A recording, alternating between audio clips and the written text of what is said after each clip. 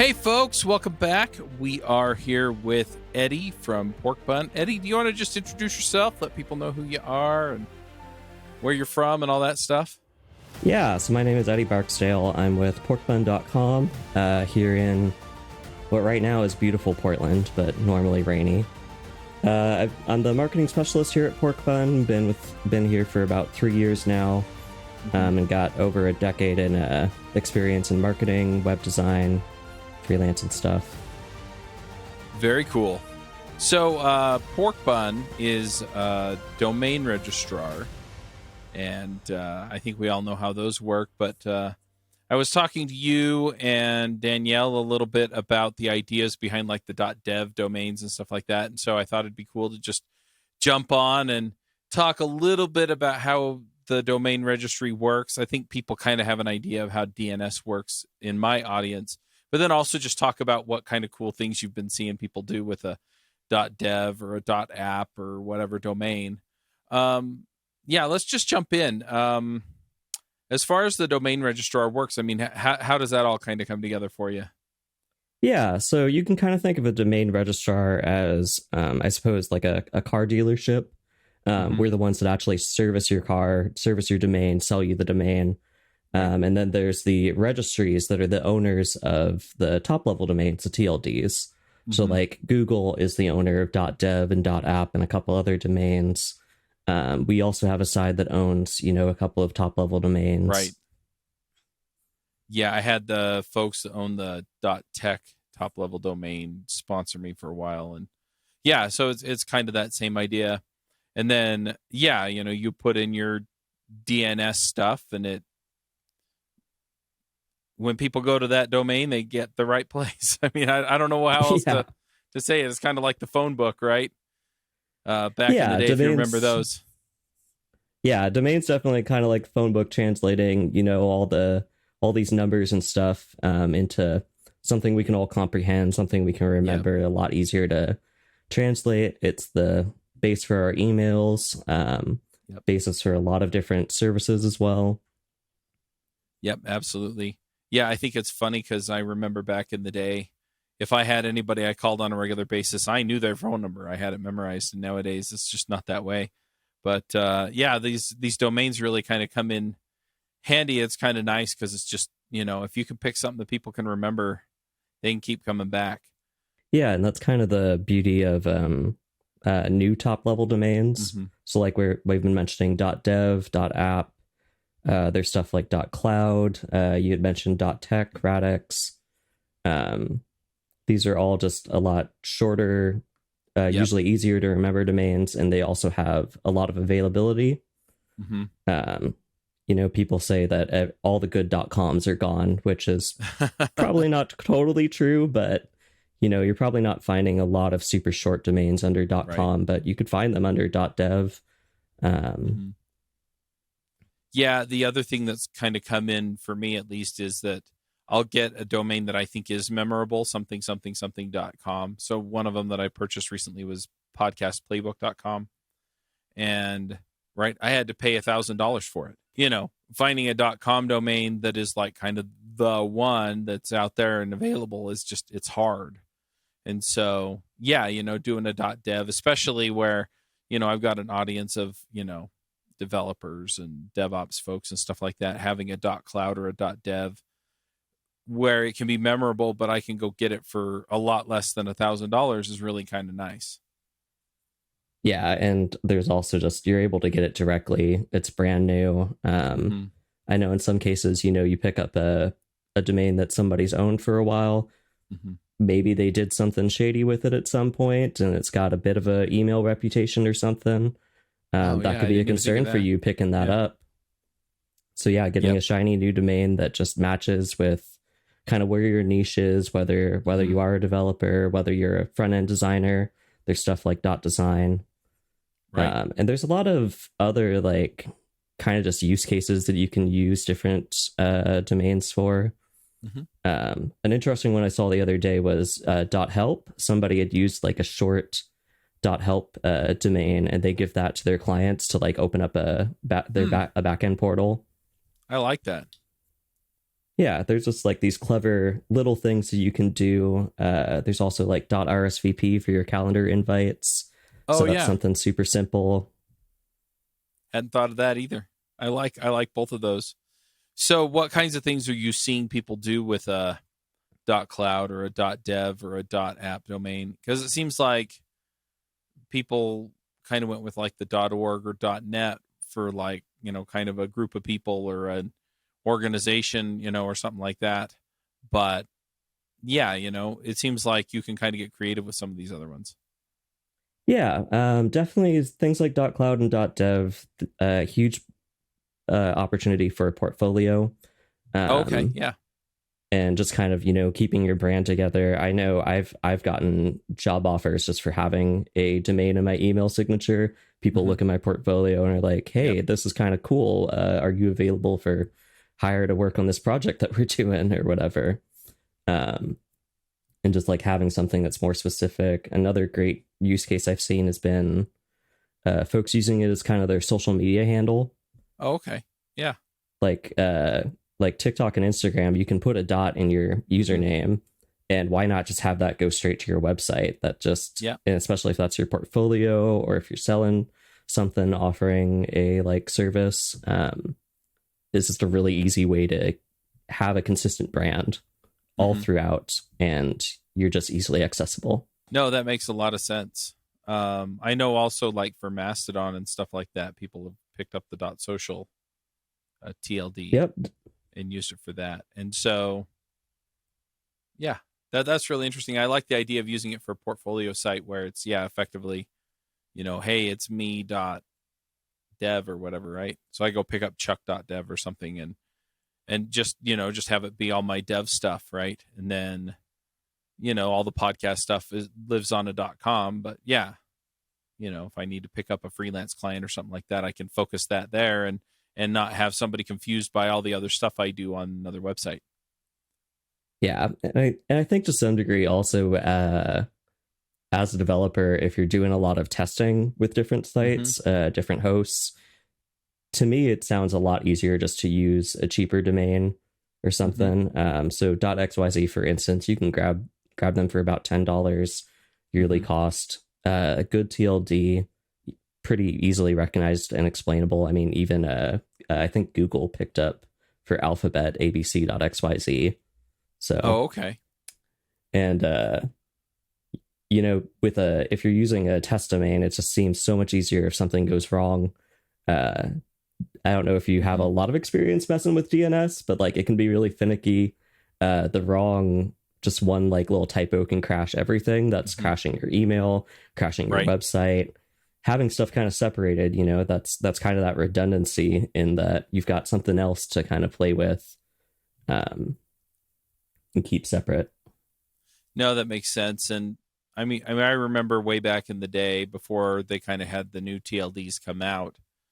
Um, there was some program that I ran that would run my stuff on something.dev, and it was just a local test environment, right? It was just my local environment. It wouldn't work for anyone else. But the flip side of that was that, yeah, I had to kind of have it local. And I kind of like the idea of putting something up where it's like, hey, this is the beta site or whatever. And, it might be topenddevs.xyz or something. And just, yeah, just have it out there and whatever's coming next may be there, right? But yeah, then I can just Mm-hmm. set up my robots.txt or whatever and just say, hey, don't index this one, index the other one. And have kind of a friendly place where, yeah, my beta users can come and try stuff out. Yeah, really great way to keep things separate. And again, if you make a mistake, it's so much easier to just nuke all of that and start over rather Mm-hmm. than go through, see all the records you have, remember which one was which, what is this pointing Right. to. So I guess the other question that I have for you, because I own a million domains and I'm always going in and saying, don't renew these, right? Because I'm not going to use them. Um, how do you pick the right domain name or how do you find a good one?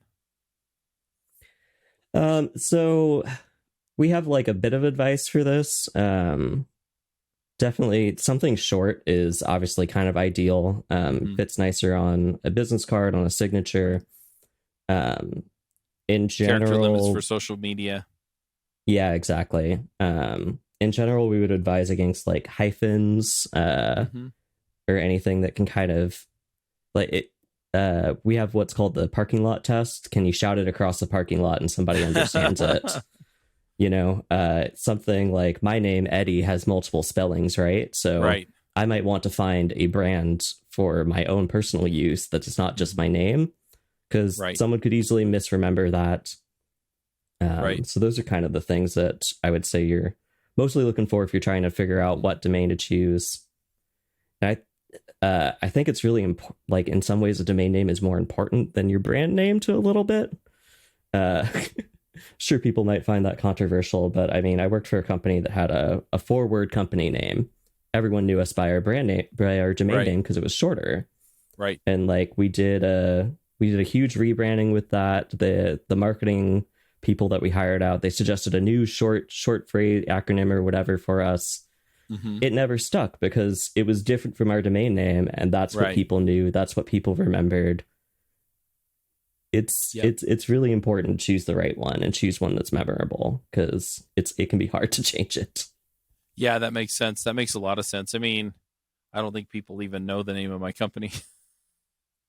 Right? They know where to go to get the podcast, and they know the name of the podcast, but yeah, I mean the rest of it just, you know. And that's fine, right? Cuz nobody has to interact with it that way. So, Yeah.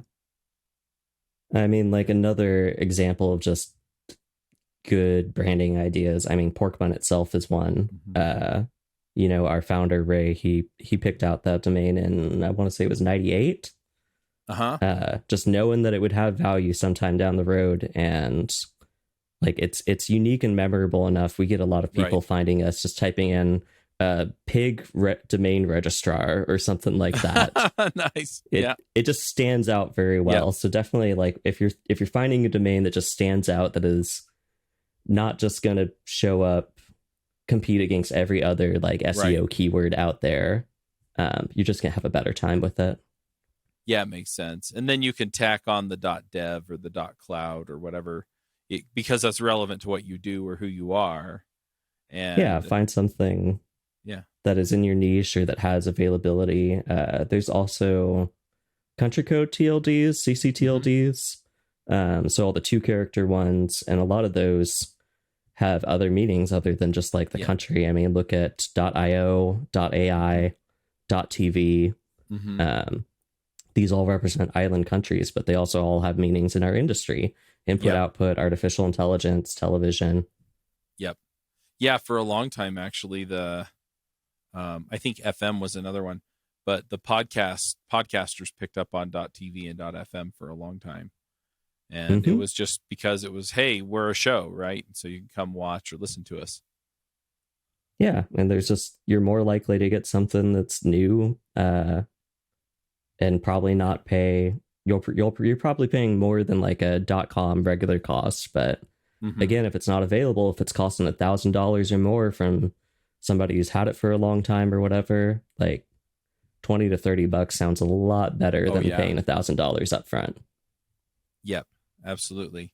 So one thing that I've run across, and I think other people have too, is where for one reason or another, like the registration ends, right? So I didn't update my credit card or something. I mean, typically, how does that work as far as like being able to get the domain back, or how long of a grace period do I have before I'm just out of luck?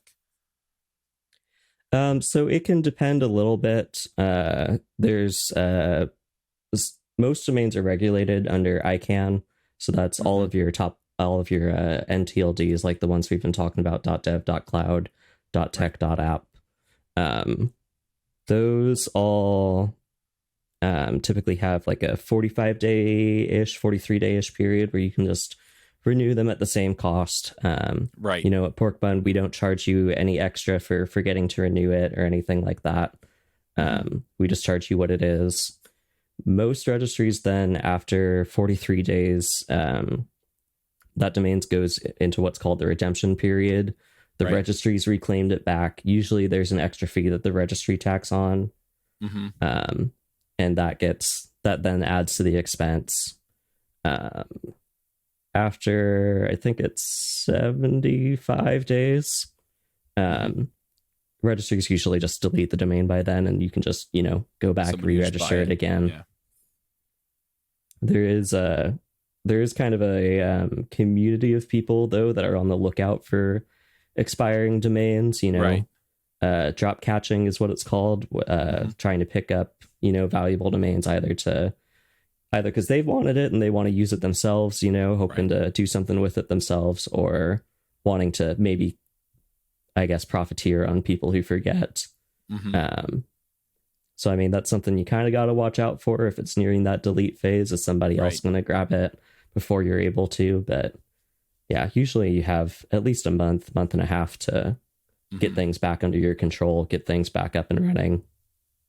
Yeah, I can't remember the specific instance, but I remember hearing about one or two companies that they didn't renew and somebody else grabbed it, and they were they were in big trouble because, I mean, there's a famous case of somehow Google had google.com available on their registrar platform. Oh no. And somebody noticed it and was able to pick it up. And, no way. They got in contact with Google. Things got settled back out, and nothing. Right. No one was the wiser. But yeah, there's cases of stuff like that happening. Yeah, that's funny. I think I did hear about that one. Yeah, at Porkbun, we try our best to get in front of you as much as possible with it. Like we start sending notices out 60 days in advance, 30 days, 7 days, let you know, like, hey, this is coming up for renewal, or hey, something's wrong with your payment history or payment method. Like, you might want to take a look at it. Even then, we I think we had a 10-day grace period of just like your site keeps resolving, your stuff continues to run. Nothing's happening to it. Just, try and give people as much buffer as possible. Yep. No, that makes total sense. I've also seen registrars that provide like different services. So I remember before I switched off of GoDaddy, for example, they made you pay. They nickeled and dimed me for everything they could get. But, I had to pay for like Whois protection and this thing and that thing and the other thing. So how many of those things are kind of standard fare these days, and how many of them are things that you can pick up from your domain registrar? Yeah, I mean, stuff like the domain protection, we don't really do that, and I've always seen that as kind of a weird idea. Like, the easiest way to protect a domain that you want to keep for a long time is just to register more years for it, to renew it in advance. Yeah. And like most domains, you can renew up to 10 years on it. And that also can lock in your pricing. Like .coms, for instance, are on a constant price change, price increase every year or so for the next 7 years. So like right now, it's the cheapest time that you're ever going to be able to have a .com. Right. And if you have one that you really like, you should just renew it now for 10 years. Like, why take the risk of it expiring and going away? Why pay for the increases over time? Like, you've got it, hang on to it. Yeah, we don't really like a lot of those services. Everything else, like the privacy stuff, we offer for free. Right. And I mean, why not offer it for free? Like, it doesn't hurt anyone. Right. It makes sense to me. But yeah, I do know that some domain registrars will make you pay for them, make you pay for the privacy and all that stuff. So yeah, there's not like a lot of regulation in that, so it is just up to each registrar how they kind of want to go around it. Like I alluded to earlier, we don't charge you extra for renewing your domain past its expiration date, but some registrars may, and it's within their legal right to. It's whether or not you want to put up with that. No, it makes sense to me. So let's say then that somebody comes along and they're going, okay, well, I want to register my domain at Porkbun. What does that look like? I mean, do I just go to the website and put it in my credit card, or is there more to it than that?